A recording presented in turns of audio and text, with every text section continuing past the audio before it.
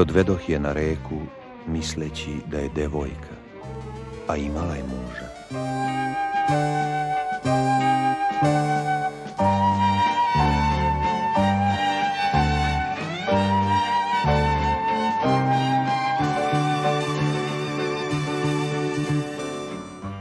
Bilo je to u noći Svetoga Jaga i gotovo po dogovoru pogasili su se fenjeri i zapalili svici.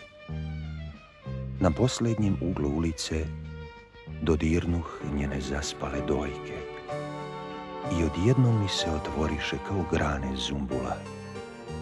Njena uštirkana suknja zvonila mi je u ušima kao komadić svile rezan sa 10 noževa. Bez svetlosti u svojim krunama drveće je poraslo i horizont pasa lajao daleko od reke.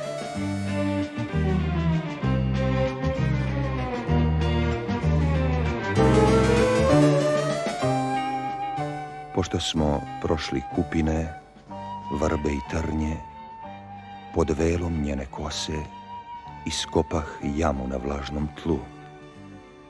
Ja skidoh kravatu, ona skide haljinu. Ja otpasah revolver, ona skide 4 jelečića.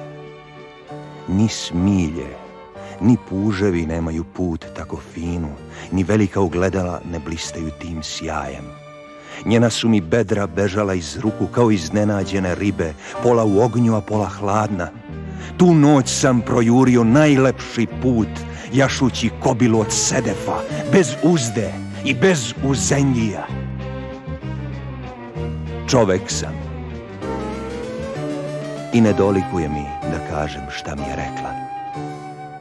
Savest mi nalaže da budem diskretan.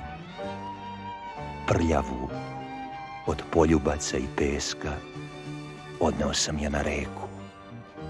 Ljiljani su se mačavali sa vetrom.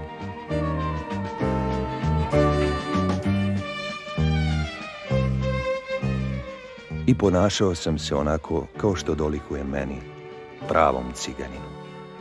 Poklonih joj kotaricu od žute svile i ne htedoh da se u nju zaljubim, jer je imala muža, a kazala mi je da je devojka kad sam je odveo na reku.